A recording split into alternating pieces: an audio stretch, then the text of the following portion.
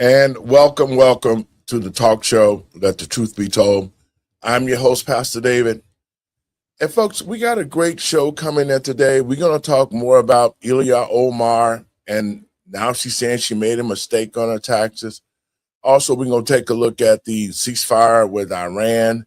And nevertheless, another Democratic crook, Tiffany Henyard, has gotten a chance to run as a Republican in Georgia and Fulton County. So if you ain't got nothing to do, call your friends and let them know you're listening to Let the Truth Be Told Radio. I'm your host, Pastor David. Y'all come on in.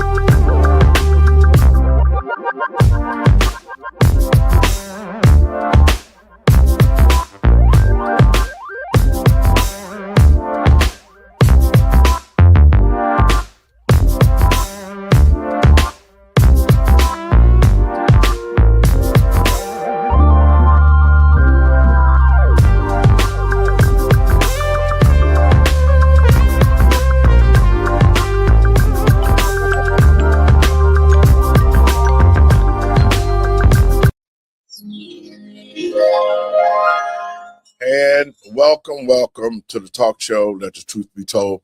I'm your host, Pastor David. And first, let me give all praises to Yahuwah and Yahusha. That's God in Christ in Hebrew. Well, to the American people and patriots across this country, our country is going to hell in a handbasket with the Democratic leadership who continues to lie, cheat, and steal. And when they get caught, they blame everybody else. And we're going to talk about that today because Ilhan Omar has stolen millions of dollars. She was part of the scandal.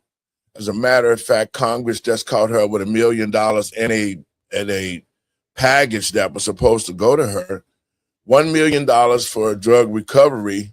And when they caught her, they removed it out of the bill. And that's what we're talking about. That's what we are facing today with the Democratic Party as they continue to lie, cheat, and steal and blame everybody for their excuses. So let me get my team in and we're going to discuss that and the Iran war. Doc, how you doing? Hey, how's it going? Great. Let me get everybody in there. Hey, Randy, Mr. Binky. Howdy. Morning. Yeah. I can hear you down there, Bink. Let me hear you. Guys, first let's talk about this Iran war. The war is over, really. And I mean, Iran has started pulling stunts, trying to pull back from the ceasefire and one day they in, one day they out. I think that they're trying to maneuver themselves for positioning with the negotiation. Your thoughts on that, Randy? Well, that is what they're doing. The stall tactics, they've been doing this for decades. So now they see that, we're going to call their bluff. Well, President Trump is calling their bluff every single time. So they're like, okay, we got to figure out something else. Along with that, though, the Strait of Hormuz, the other NATO nations and the Saudi nations, the Arab nations, excuse me, they're starting to come on board now. They're like, okay, we see what you're doing now. And so we finna get involved in this. And so now it's like full on geopolitical pressure on Iran to act right, and China is even like, "Hey, you mess with my money now." So we see they're gonna buckle down, and I also encourage the American people to have a little patience. I get it. We may not have be in agreement with going to war with Iran, but at the end of the day, we're here. So let's see it through. Let's support the mission and get it done. Your thoughts, Doc? Yes, I mean, so from what I gathered or what I've seen is that it's now becoming an economic strong arming, right? Mhm. Because they can't get anything out to make money and no one can get anything to them. And you still have people that need things within your country, right? So at a certain point, you're going to cry uncle. And then we've also, unfortunately, got Tim Walls running over to Spain, and Spain is not a friend of America, and he's like, yeah, they're being fascist right now. And I'm like, first of all, you are a failed governor in a failed state. What are you doing talking to Spain about anything, especially Mm-hmm. about what's going on now? And how people should be partnering with Iran. What are you doing?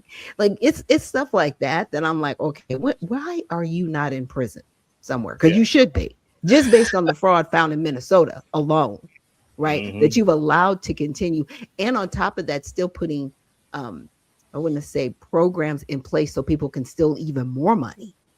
I mean, it's ridiculous. But yeah, the Strait of Hormuz and everything that's going on with Iran, I think they're going to have to cry uncle and just give it up and figure Mm-hmm. out how to act right and be a willing participant as opposed to an opposing enemy. Mr. Binky? Well, you ain't gonna like it, but here we are. We're extorting countries now. I mean, Mm-hmm. that's Yeah.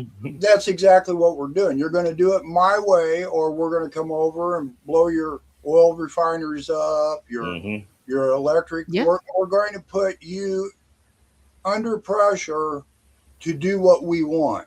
I We see that too much in this country with us. You know, Mm-hmm. we're put we're the ones that are going to end up paying the price for all this stuff. It's I was listening. Who's that? Who's the commerce head of the commerce? Ludwig or something like that. Oh, Mm-hmm. Ludwig. There you Look. go. Yeah.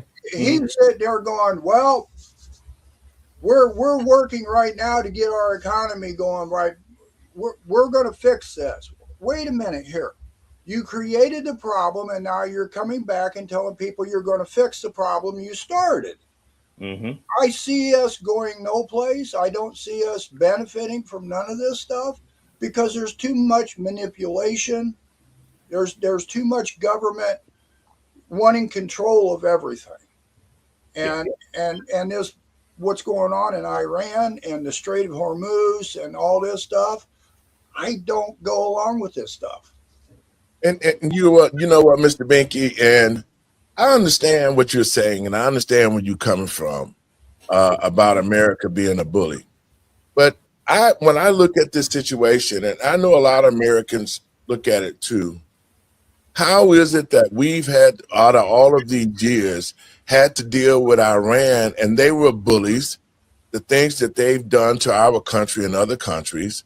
The fact of the matter is that they have made America seem weak and afraid to touch them because they have said that they'll commit terrorist acts in the country and all over the places, man. And so I have to disagree with you on that because it takes a bully to stop a bully. And so all I see America has done, they stood up and said, you know what? We're not taking this from you no more. You're a small country. You're not going to get nuclear weapons, and we will beat the hell out of you even if you try. It's Yeah. time that Americans have stood up against countries like Iran after Barack Obama gave them $9 billion of taxpayer monies in cash. I just think that I have to disagree with you on that. America's not being a bully, but it's standing up for the American people and taxpayers and not taking crap off Iran anymore. So, I understand what you're saying from the constitutional standpoint, but I say that America needs to do what they're doing and stop this foolishness, just like Venezuela. All these small countries should not be holding us hostage for anything when we could blast them completely off the face of the earth. And I'm glad President Trump is being a strong president for this country and doing what he got to do. I'm going to play this clip, and then we're And going to it's talk. also showing the position Go of ahead. our allies as well. Great. Hmm. Yep, it is. It is, because now, just like Randy said, all the other countries said, okay, we've had enough, Iran. You screwed up. Now you're being held accountable. Now you're crying foul and doing stuff. I would just say send the troops. Let's just wipe them off the face of the planet and then see where they go. Let's look at this clip. We are back this morning with breaking news coming out of the Middle East. Iran has attacked a container ship in the Strait of Hormuz, and it comes just hours after President Trump said the United States would indefinitely extend the ceasefire. Well, the attack was reported early this morning. The Islamic Revolutionary Guard reportedly fired at the ship, causing a lot of damage to the bridge, but no one was hurt. Iran says the ship ignored warnings and they were enforcing control of the strait. Over the weekend, the U.S. says that they seized and attacked an Iranian container ship that violated the blockade. President Trump now says he is extending the ceasefire but will continue the blockade until Iran agrees to certain terms. The president says he believes the U.S. is in a strong negotiating position. Both Pakistan and the United Nations have supported the continued ceasefire, saying they're hopeful about the ongoing diplomatic efforts. Okay, Doc, your thoughts on that? Yeah, I mean, and the efforts are good. Here's the problem that I see. We still have terrorist organization on the ground, and Israel keeps falling out of line. Does that make sense? It's like every time we got the ceasefire going, it's like they want, but the mullahs like stop, so we can get through the negotiations and leave, bro. My whole thing is they need to stop. Either we're gonna be in alignment and this be over, and you actually know how to deal with these terrorist organizations, because some of them were created, unfortunately, by us and by Israel. You're dealing with what you created. Exactly. So you still have to abide by the ceasefire so we can get out. Those kids grew up and now they acting a fool. That's what it is. Yeah. So I agree with you, Dr. Shack, and you're absolutely right on that. But I also look at it like this. I'm with Steve on this one as well. I totally agree with you that we should not have gone in and did it this way. There was a need to whoop Iran's ass eventually. There was a need. Don't get me wrong. I'm 10 toes on that. But it's kind of like the way we went about it. The way you do it, yeah. We should have had more allies on board first. To show that we're not actually being bullies. That this is a unified effort to stop nonsense. So that's where I'm at with that. Now, but to Doc's point, I would look at the Strait of Hormuz and say, you know what, let's just take it over. Screw it. Let's just we're playing this tit for tat. Then Iran's trying to use that as a negotiating tool. Nah, we're just gonna take that over. So y'all got 24 hours to vacate or else, and let it be done, and then open it up and say, hey, if you're a flagged vessel and you are legit, you good. Otherwise, we're going to confiscate. Period. Mr. Minky? Again, Iran retaliated, shot at a ship because they want to control the strait, right? Now we got the U.S. over there that's not even close to our country, that is not under our authority, and we send ships over there to do the same thing. So now we got two bullies calling each other out. We're going to blow you up if your ship goes through. We're going to blow you up if that ship goes through. This is where I'm saying we ain't going to get no place, because we've got to understand our laws are within our borders. Yeah, we have got international treaties, and we're supposed to uphold and Article 6, Section 2, all laws pursuant to the Constitution and the treaties shall be supreme law of the land. That means when it says it's law, that means government's got to stay within it. And what we're doing is we're saying, if you do this, we're going to do that. And they're saying, well, no, we're going to do this. And if you don't, and this is well, because they're not dealing with solid governments. They're dealing with actual terrorists and tribal nonsense. And okay, so how do you deal with that? Because they're working outside the parameters. That's why we are where we are. You said earlier, we've got to have more people on board. We need stronger treaties. We need stronger global treaties. We have them. They decided not to help us. They stood down. They said no. The whole UN and NATO said, we're not going. Deal with outside it. of that, to Steve's point, outside of that, outside of the other countries not getting involved, the countries that are involved, well, Iran is not abiding by anything. They're not abiding by any law, any treaty. So it's kind of like a violation of the terms and conditions of peace. But You know, we and so it's cannot come in. It is not our duty. Our founding fathers told us, warned us. They gave us a constitution to keep it from happening. We are not the king of the world. I agree. You're right. I agree with you. I agree. You're with you. right. Yes. I'm 100% on board. Any country that does stuff that's irreprehensible to their people, it needs to be dealt with. But we cannot force another country to live by our standards. It's up to the people, and it's up to the world and treaties. Because if we don't have guidelines, it's a free for all. Right, and I agree. I agree with you, Steve. I don't get me wrong. I agree with you. However, I look at it. I look at it from a standpoint of you have this rogue nation that has been inflicting terror, inflicting harm, and making threats. You know, so at what point, just because we have standards and everything else, and we say, oh, we shouldn't get involved and we shouldn't do, but they're doing things, so they're poking a bear at us. So at what point do we respond to that? Can I come back? Okay. Yeah, that's what I'm asking you. Yeah. Okay. Here's how I'm looking at this. We're sitting here calling other countries, bad people, bad government. FDR started the first War Power Act. Harry Truman came in and retaliated against Japan by dropping 2 atom bombs on Hiroshima and Nagasaki, correct? That was in direct retaliation to Pearl Harbor.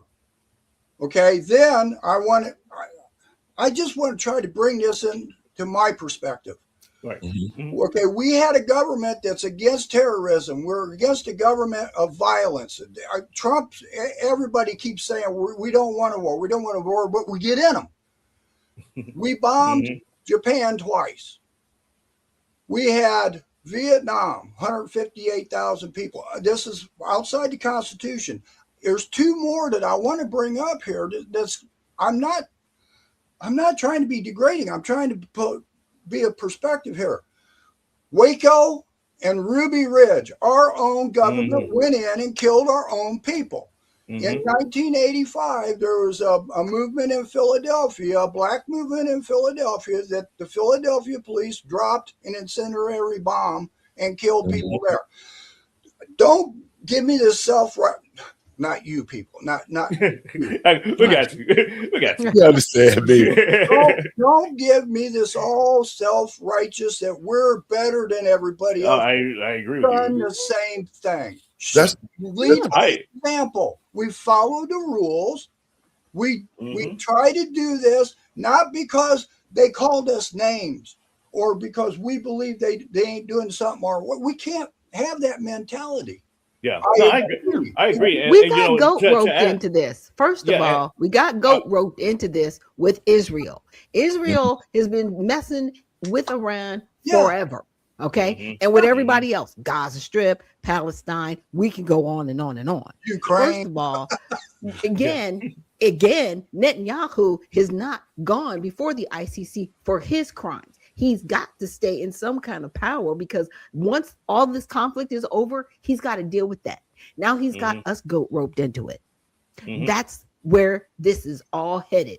Now, had we not gotten into that, we could have actually had solid negotiations and kept it more on business. Again, Israel is a defining factor in all of this, and our relationship with them, and the sycophantism of America saying, oh, Israel, so you idolize a people. Stop that. Well, stop it. To add on to Steve's list of countries we invaded and effectuated regime change. We also had Libya under the Obama administration. Yes. Yeah. We had 7 months. Let's see, Haiti. We had Haiti. We had Mogadishu. We got a track record, and like I said, I don't agree with how we go about things, but because we go about it, we kind of have to say, okay, all right, we're here now, so now what? You know, Right. and that's how I look at it. Is I don't know. Trust me, three-time combat vet in Iraq. You know, I see on ground exactly what it was that they said why we were there, and see what the reality was. And so I get it, but you know, it's And like, that's okay, we're here, so. But We don't want another Vietnam, though, and that's Right. what this could turn into. That's what's just going to like turn into. Just like Randy just said, we're over here because of the weapon of mass destruction, right? That didn't exist. This is why it's so important we follow the Constitution. We got to have Congress declaring these wars. Correct. John Thune burnt me today. He's on Fox News, and he's sitting there going, well, the president's overdoing his authority given to him by Article 2 of the Constitution. President shall be the commander in chief. That's all he read. That's it. The president is the commander in chief. He didn't read the rest of it, of the Army, Navy, and the militia of the several states when called into actual service. Called into service. Well, but guys, let me say this too, and I've listened to Binky, Doc, and you, Randy. See, Binky, what you're saying is correct. But what you are failing to realize is that we've had weak-ass leadership in this country like Barack Obama, Joe Biden, Carter, and all the rest of those presidents who kissed their ass. That's what the bottom line is. We've allowed them to hold us hostage, hold hostages, and do all these things to our country under weak leadership. And I think when you start talking about the Constitution, let me say this. Why wasn't all these issues brought up when Barack Obama went outside the Constitution and did stuff? Wait, let me finish. Why haven't all these other presidents who went outside the Constitution and did things that was not conducive for the country? And so now, and this is why I keep saying to the American people and patriots across this country, Binky, nobody has followed the Constitution.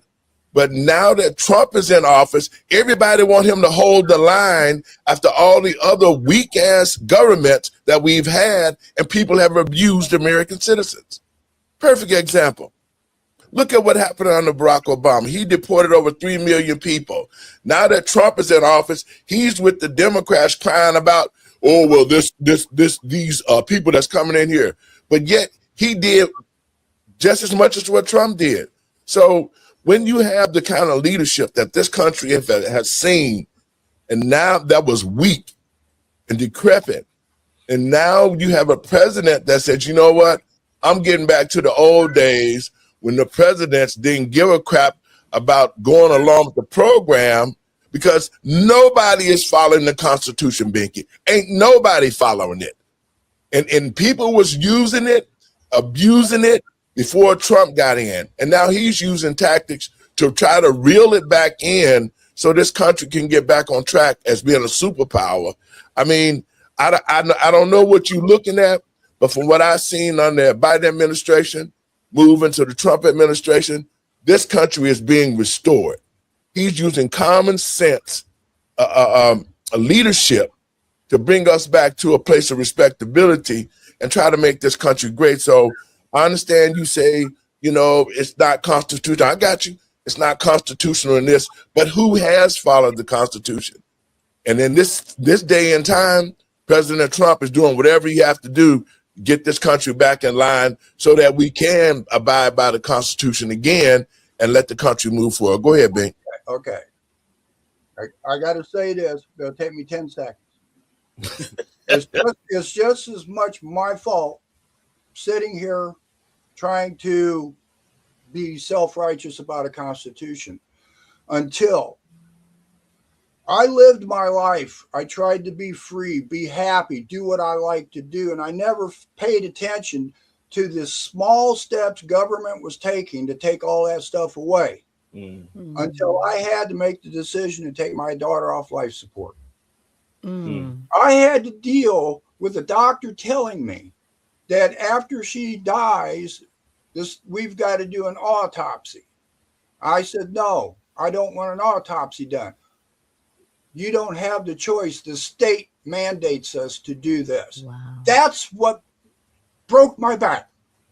Okay. This is why I started studying with 2 litigation attorneys that are been in with the Constitution, fighting for the Constitution.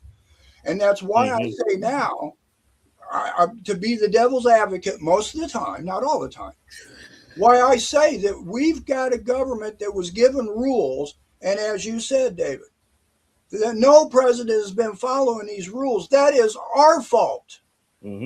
Absolutely. It was my fault because I ignored this. I lived my life having fun, doing my thing, out drinking, being drunk, stupid, working, whatever.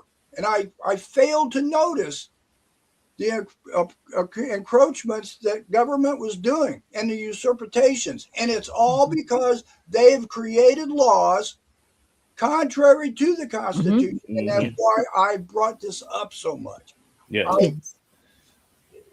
Yeah, and sorry for your loss, Mr. Binky. Yes. A lot of what you're saying is true because it's the policies, not necessarily the laws. We have the laws, right? The Constitution is a law, but they write policies to circumvent the laws. That allow them to do what they're doing. You can't read this, but I've been texting my representative, and I mean, I got page after page after page trying to get sense to this guy, right? Yeah. And that's the only reason I say stay persistent on this is because I didn't see this when I was growing up. You know, I look back on how free I was as a kid. You know, I could walk around dressed up in an army outfit carrying a pop gun and not have to worry about getting knocked down by a cop because he was scared that I had a gun in my hand. Or if I was by a school, everybody's in fear today. It's something, the weather, whatever. You know, no, it's the policies. Again, it goes back to the policies that have been written to circumvent the laws. They are chipping away at our freedoms through policy. Oh, yeah. And you know what? I understand, Binky, and I do. I sympathize with you because I know the type of person that you are. But I have to say, you know, because of our sleeping, just like the politicians now, all these politicians created laws behind the American people back so that they couldn't get arrested for all the stealing and the lying and the cheating that they were doing.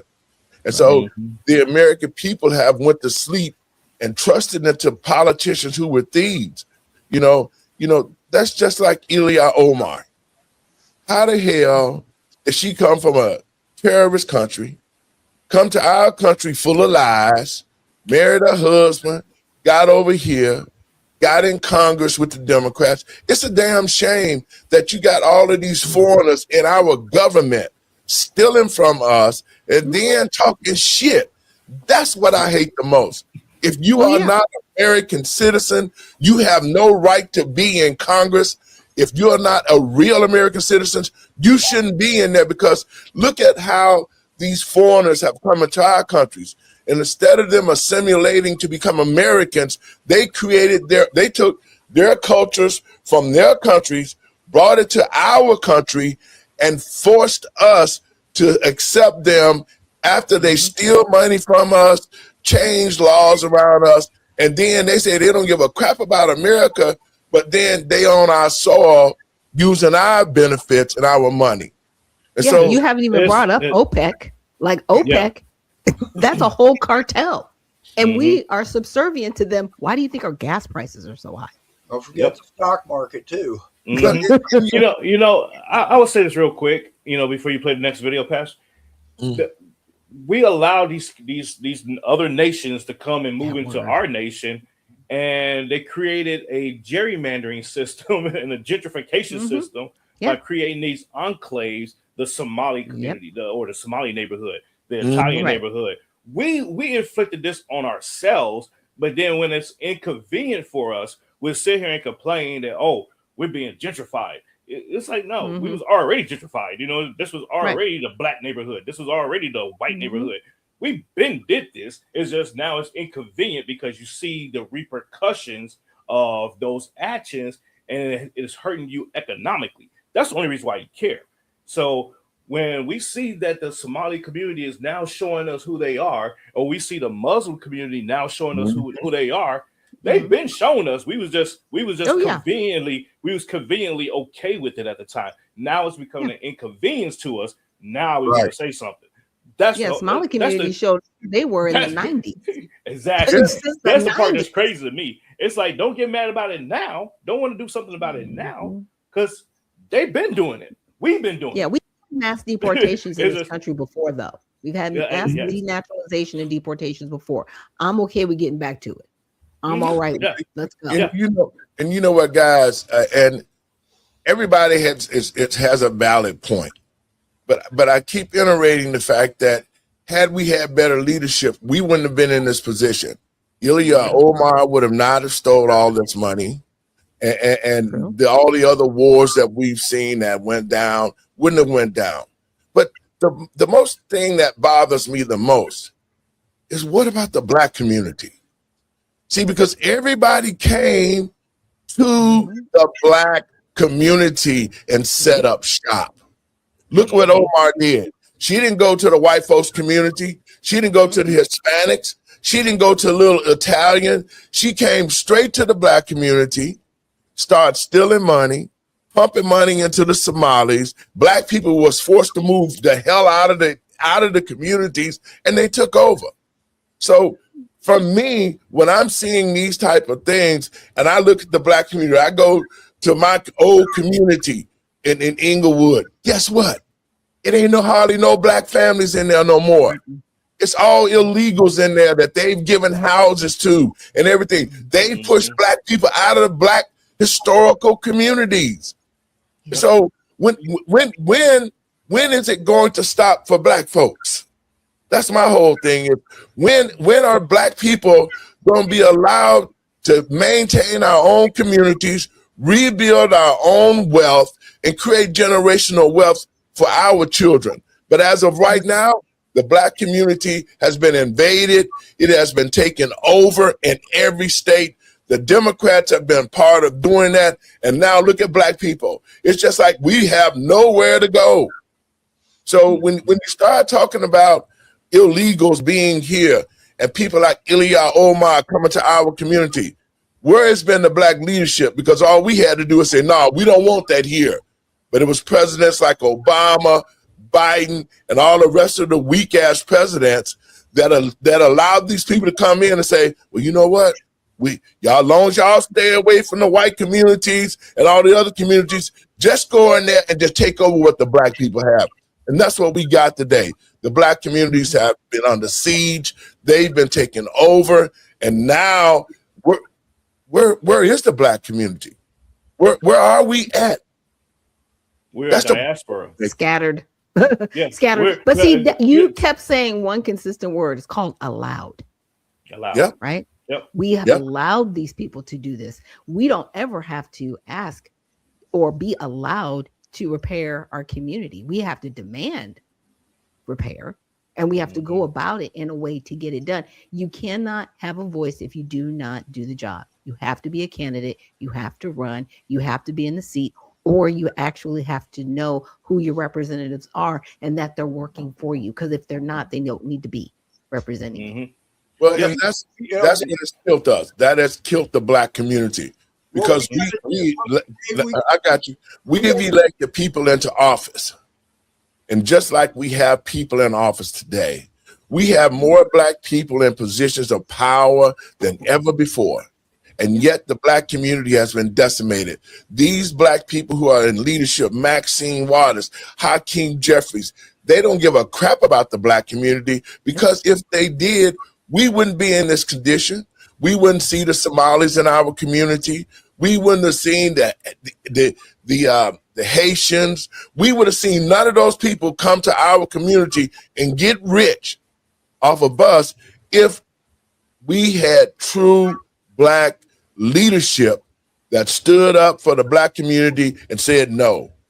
And now look at us. We so far gone, and I'm thinking, how do we bring it back? How do we get the Black community to the place where we got Black ownerships and homes and business, entrepreneurship, Black banks? That's how I grew up.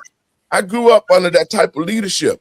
And so it is sad that the Black community is in this condition that it's in, and it's not going to get any better because it's so far gone now, and we've been invaded by everybody else. Is how do we get them out now? How do we get those houses that have been abandoned back to Black people that they took them from? So that's one my community at a time. How do we community get, at a time? Look, one neighborhood at a time. If you know that those people are there, you call ICE. ICE removes them, and then you replace them with the people that lost that housing. Period. But it has to be one community at a time. You eat an elephant one bite at a time.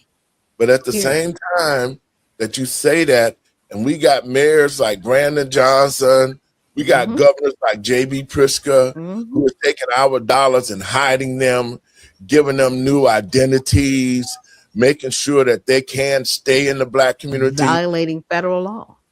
All of that. They need to be put into prison. We're not making the demands. It was just like what Mr. Binky was saying. We keep allowing these people to run all over us. This is our country. We do not serve them. They serve us. And that's what's been forgotten. We are the leaders of this country. How do I know this? It's because we elect representatives. Come on. They are representative of us. We are the leaders. We were given the power over government first and foremost. And that's this indoctrination of believing that government is the ones that's going to solve our problems. No, we are the ones that solve our own problems, and we make the people we elect, our public servants, work for us, not we work for them. So that's a true point. So how do we explain all these Black leadership and that's supposed to be standing up for the Black community, and we're in this condition? Randy, your thoughts? Malcolm X said it best. You got the field Negro and you got the house Negro. we need to go back and listen to that speech and get a friendly reminder as to the dichotomy that we're in right now. The Black community has become the political diaspora of the United States. And to Dr. Shack's point, we've been scattered, and we have no leadership, we have no representation. Even the people that we elect, that skin folk. Just because they skin folk don't mean they kinfolk. We elected skin folk to the office, to represent us, but they said, "Fooled you," and they're on the bandwagon with inflicting more harm onto the community. So until we collectively recognize that, nothing's going to change. It is what it is. This is where we're at. So now the diaspora has to fit into other communities, and survive. And we're in survival mode right now. That's what it is. Yes, we are. We abandoned the Black community, those that are doing well and got away from all that. We say, you know what? There's no fixing this. We need to create a new somewhere else. And that's exactly where we're at right now in society. And that's the sad part, especially where I came from and what I saw. I saw Black people in our heyday, and we had our own stuff. Yeah. Everybody had their own stuff. We just like everybody else. And now that we've allowed these Black political leaders to be in office for 100 years, like Maxine Waters, and have never did nothing. She was part of California being stolen and overran by migrants. Compton, all of these, all of it. Well, Black people are so scattered. But you know what? We are God's chosen people. In Deuteronomy 28, it said because of our disobedience to God, that we was going to be put on ships, we will be scattered all over the world, and we will become slaves to everybody else. And that shows us right now as Black people, we need to understand that is us. That's us. Because how come, you just said it, Doc, well, everybody came in and we're scattered. We're scattered everywhere. We don't have a foundation. And just like this woman that came to America illegally, lied, married her brother, and then divorced him, married another person, divorced him. Then she got her a meal ticket, and they've stole $30 million in less than a year. I want to play this clip regarding Omar, and then we're going to talk about it. Minnesota Congresswoman Ilhan Omar responding to her state's massive welfare fraud scandal, pinning the blame not on the criminals, but those working to protect the American people. The great Ilhan Omar, the squad leader, and questions that have dogged her about her immigration status and whether or not she married her brother to get immigration into the United States. The Vice President of the United States just said something that nobody in Washington has ever said on the record before. Not a political opponent, not a conservative commentator, not an anonymous source speaking to a reporter. The Vice President himself, in an interview, with his name attached, saying words that cannot be walked back. Ilhan Omar definitely committed immigration fraud against the United States of America. That is a sitting vice president accusing a sitting member of Congress of a federal crime. And not just accusing her, confirming it, using the word definitely. Saying that he has spoken with White House immigration advisor Stephen Miller about what the legal remedies are, about how to go after her, about how to build a case that delivers justice for the American people. For years, the allegations against Ilhan Omar lived in the space between rumor and investigation, thrown around on social media, dismissed by mainstream outlets as conspiracy, never formally investigated by anyone with the authority to do something about it. That changed on the 28th of March, 2026. Okay, Doc, your thoughts on that? Yeah, because here's her timeline is messy, and I'm talking about Ilhan Omar between the spiritual husband, the assumed brother, and the person she's married to now, because all of her children are by the first initial spiritual marriage, which became a real marriage later. But here's the biggest problem: that second marriage, that person left the country while she was quote unquote still married to them. That's the fraud right there on its face, because whenever somebody gets married in this country and they are here undocumented, right? But they're getting married, and the whole intention is they want to become a citizen, because they're still not a citizen technically until that marriage qualifies them to be a citizen. That never really happened. And that person was only here for like a year and a half. And then they went back to the UK. Still married to her. That's the fraud. It's right there in everybody's face. But everybody goes, oh, it's the brother. I was like, stop being sensational. That's the fraud, period. She needs to be in jail. She needs to be removed from Congress. This person she's married to now, technically it's an okay marriage because she actually did divorce everybody else. My goodness.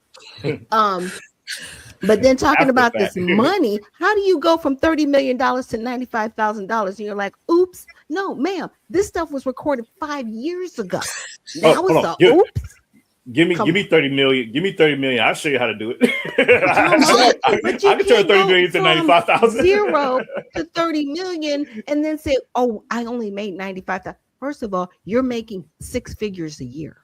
Yes. How is your net worth only 95,000? And you've been in Congress over 6. You've been in Congress at least 3 terms. Something's wrong. Something's wrong. I agree. And to your point, Dr. Shack, yes, she committed marriage fraud. She committed immigration fraud. Those two right out the gate, she should be, as soon as she walks into the Rayburn building or whatever her office is at, they should be like, yep. That's it. There's nothing else to talk about. No.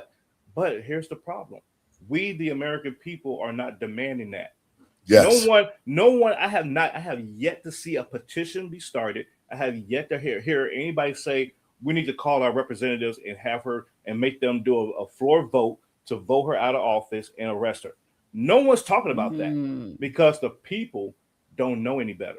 The people are saying, "Oh, well, Congress is insulated from, they create laws and exempt themselves." Well, we can say, "Hey, create a law to unexempt yourself and get to the business," but we're not doing that. So it's our fault. To Steve's point, it's our fault. We are allowing that. Where in the 14th Amendment does it say that when you get married, you're an automatic citizen?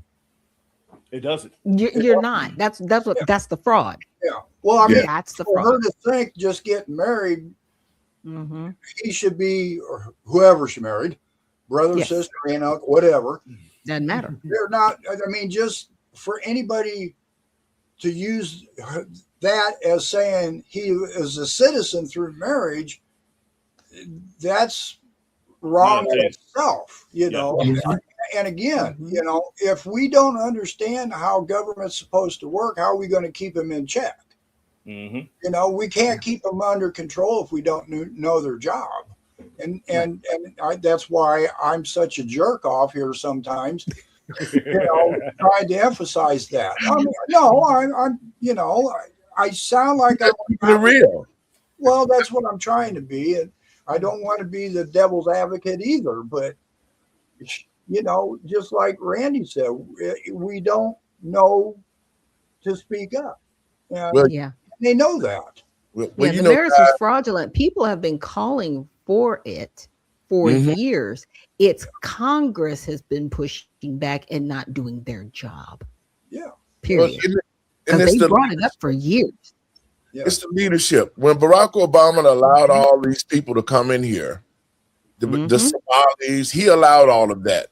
Because when it comes down to the end of the day, they're going to find out that Barack Obama done had his hands in all of this mess. And I think there has been a issue regarding the Russia thing for Barack Obama to be arrested. We're waiting to see about that. But I want to play this clip, guys, regarding Ilhan Omar, talking about now they only got $95,000 in the bank after they then got caught with over $30 million in less than a year. Another day and another headline about a certain congresswoman's not so stellar record of honesty and competence. Last year, Ilhan Omar's financial disclosure revealed skyrocketing wealth. It showed a whopping net worth of up to $30 million, a 3,500% increase in wealth compared to just 2 years prior. Now she's trying to convince the world that she's actually only worth $95,000. Still quite a jump from 2 years ago, but in an eye-popping revision of her disclosure, Ms. Omar is saying the multi-million-dollar discrepancy was nothing more than an accounting error. Imagine you file your tax. Okay, guys, your thoughts on that? It's not an accounting error. You got caught. First of all those businesses are fraudulent. And she never. Okay, here's how it could have been hidden. Not that I'm trying to give out the tea. She could have had stocks, right, and investments. That's not present.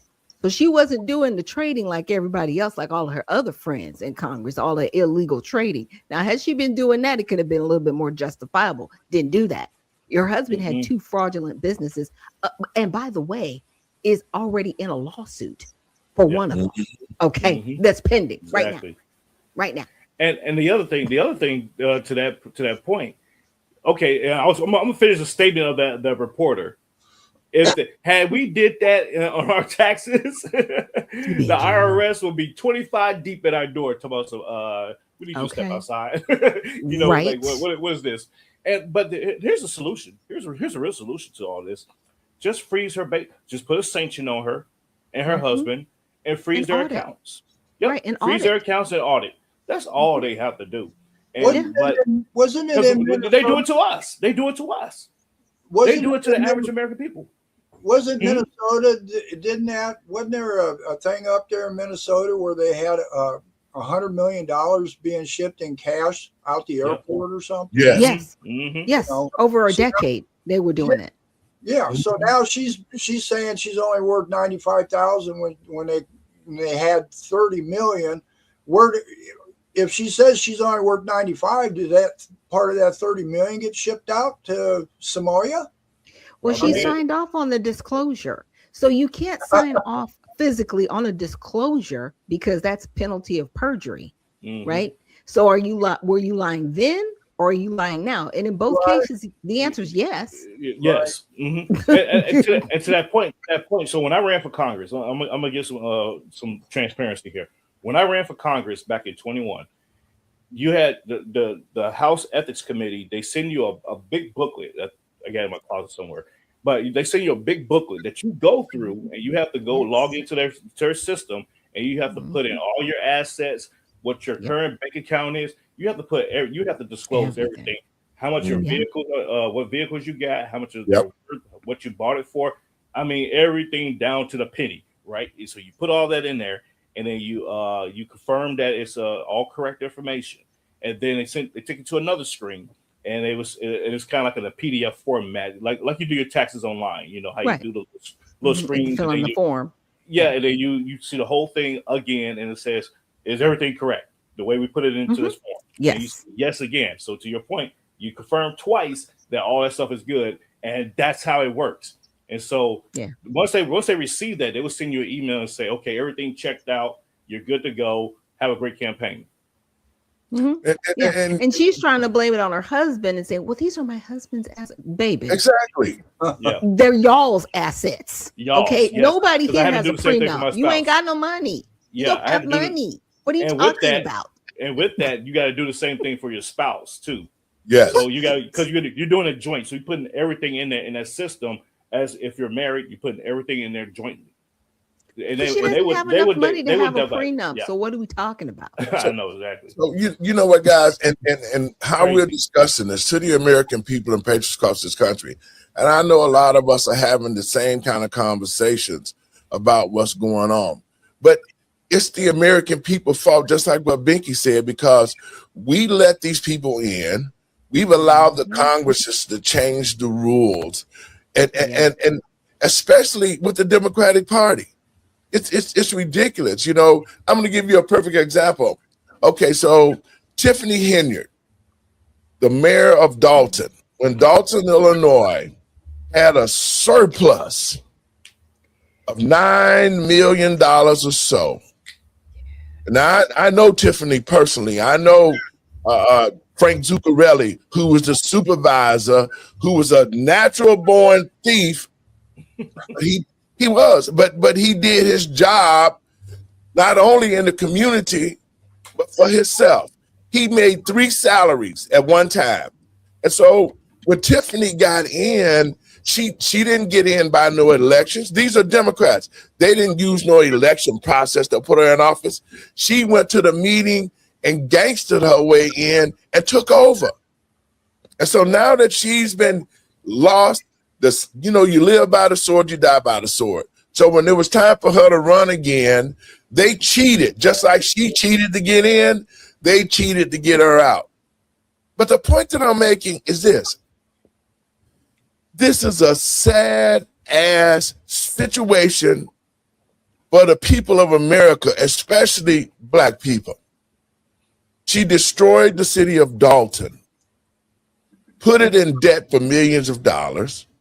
She has not been held accountable before because she got the keys to somebody else's house to tell on them, because she should have been under the jail.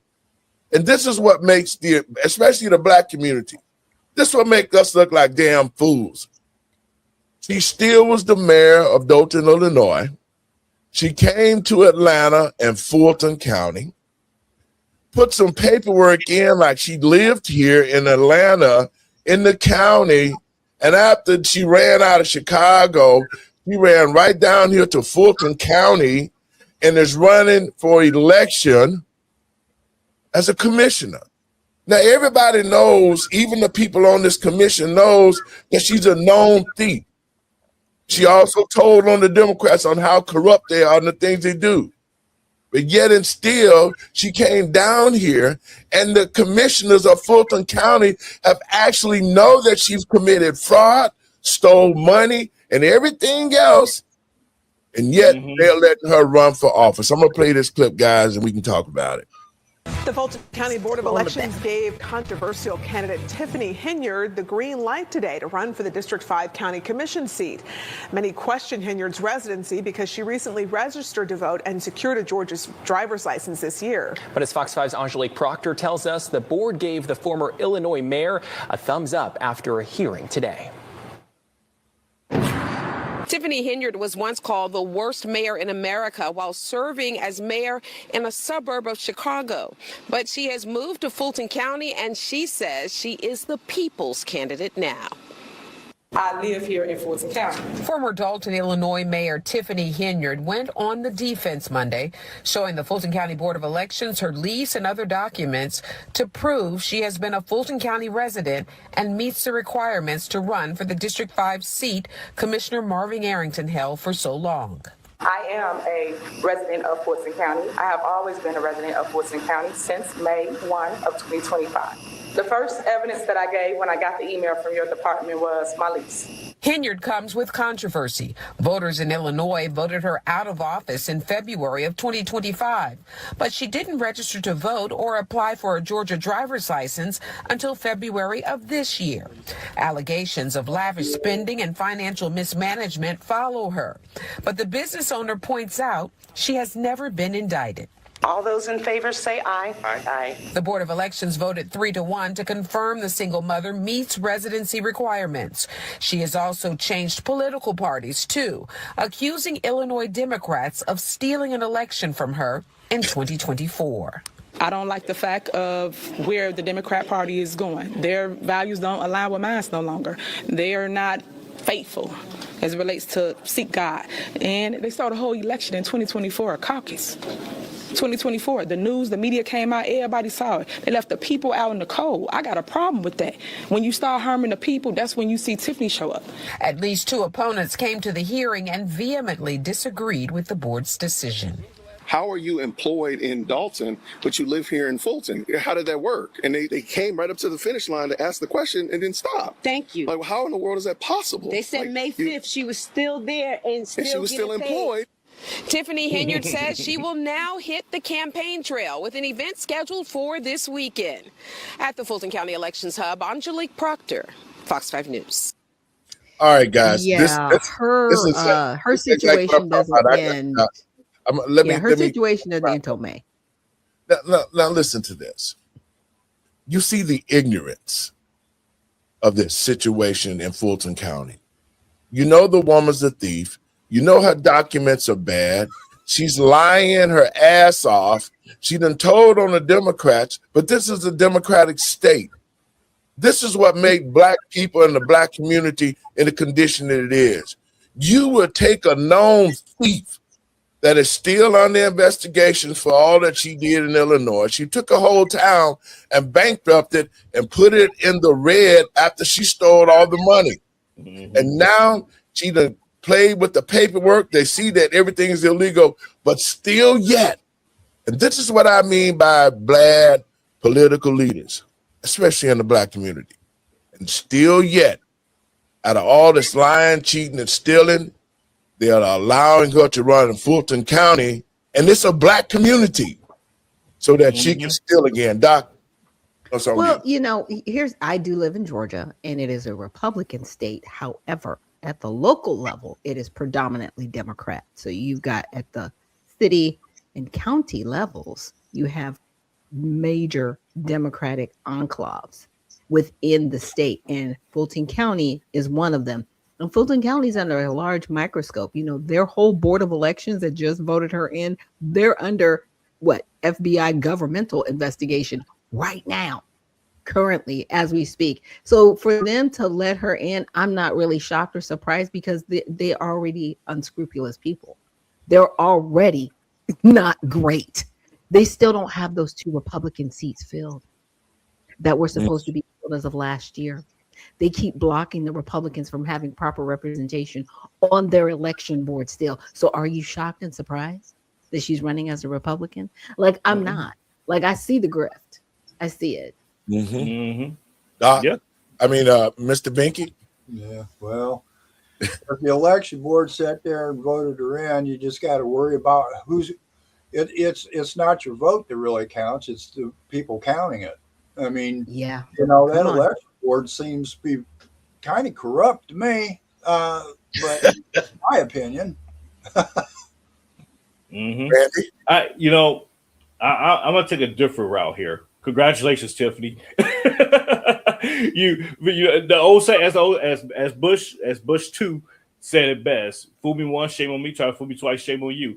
But apparently, she can fool them 3, 4, 5 times, and that's what she's getting away with it. So once again, it's back on the people. If the people said, "Oh, okay, well, you know, hey, she's corrupt and she's a crook and a thief and a liar and everything else," fine. Welcome to the party. Hey, congratulations. But she still has to get voted in. She still has to get voted. She's allowed to be on the ballot. She's running in a predominantly Democratic area where Republicans don't run, and there has been a genuine push for Black Republicans at the local level. Yeah. So these are things Now- I know because I do work with the Republican Party here in the state of Georgia. So what she's doing right now, I honestly think she's just running so that she can get an appointment, and that's the same way she was able to get into Dalton. To Pastor Lowry's point, she didn't get there by election. She was appointed. Appointed mayor. Yeah, and I'm familiar with the system, and that, you know, once again, that's congratulations, because she's finding a way to maneuver the system because she's allowed to. She's being allowed to by the people. That word. And if she gets and to your point, you know, if she wins that election, that's on the people, and they see that, oh my God, she's so corrupt. It was like, well, you should have did your research. You should have opened your eyes. You should have opened your ears, because everyone in the entire world, quite literally in the entire world, know who this woman is, and it's no secret. So for her to even get this far, congratulations, congratulations. Yeah, well, it sounds like she could put corruption tattooed on her forehead and it'd be okay. Yeah, exactly. You know? So yeah, again, it's if the people don't put principled people in the office, what you know what you'll get, you know, and that's what they're heading to, maybe. And to the American people and patriots across this country, and to this team that we're sitting up here, it's just like what I said. Look at the Black community. The Black community is in shambles. It's all about the bad leadership. Why would you, as a commissioner, know that this woman is a thief and know what she did and all this stuff hanging over her? Why would you even allow her to get on the ballot? That's because the politicians have changed rules and laws and disrespected our Constitution and done everything that they could to keep the corruption going on in America. And that's the reason why the Black community has been torn to hell. That's the reason why other people from other places like Ilhan Omar and all the rest of these damn clowns who come from other places who get into politics and get it's just like putting a bank robber in charge of the bank. That's what it is. Yeah. And so that's why I think it's like it is, because the Black community is on its last legs. And you know why? It's because of people like Tiffany Hendrick. It's because of people like here in Fulton County who allow this corruption to go on, because she knows somebody on that commission that are allowing her to do this. So it's like thieves protecting thieves. As long as we allow them to stay in office, guys, the Black community. I mean, I don't like talking about people that can't rebuttal on their behalf. You know what I'm saying? I've tried to avoid the whole conversation. But to your point, Pastor, it is what it is on its face. And I kept telling people, I was like, I haven't talked to her personally, but that looks like the play. She's not running to get elected. She's running to get appointed.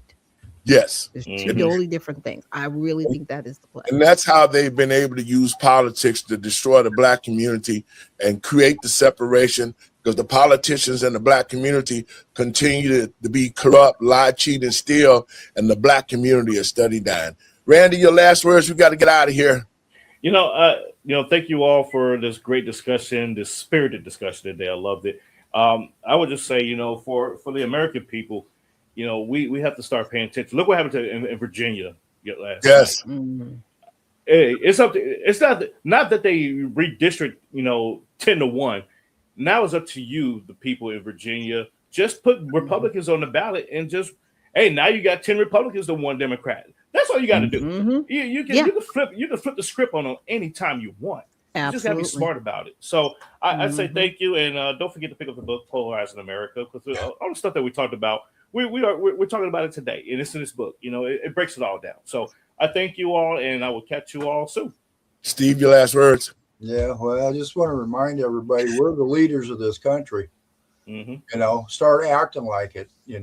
They're representatives for a reason, and if they ain't doing their job, it's our job to make sure they're doing it. That's all I can say is we're the ones that are supposed to run this country. Start acting like it. Doc, your last word.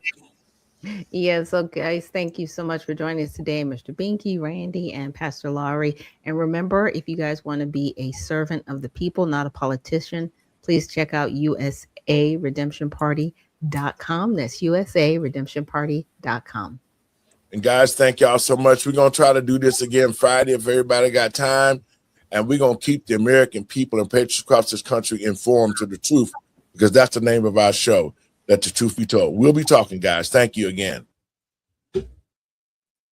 Folks, I want to thank you for tuning in, and I ask you to share it around to your media platforms and to others who are seeking the truth, because you're not going to get it, and you're not going to get things broke down with the normal media cycle that's always protecting the left. These are my last words. To the American people and patriots across this country, we can see the corruption of all the politicians who are driving our country to the ground. Our country is on its last legs. Had it been not for President Trump to come in and start using common sense tactics, the Constitution has become a piece of paper that's disrespected, especially by the Democratic Party. We can see in these cities how bad it is for the Black community. Chicago, Philadelphia, California, Minnesota, all of those blue states continue to seek corruption. But the sad thing of it is that they're doing it and robbing the Black community of all this wealth and generational wealth. The Black community doesn't have an opportunity to do anything because we don't have nothing of our own. We've let everybody come to our community. We've got rich. Black people have been silent because of the Black leadership. And look at us. Black people, if we don't change the way we think and the way we act, what does the Black community hold for our children? Think about that, Black community. Our children have no future of nothing. We've been separated by the house Negroes and the field Negroes, and yet the house Negroes have destroyed this country.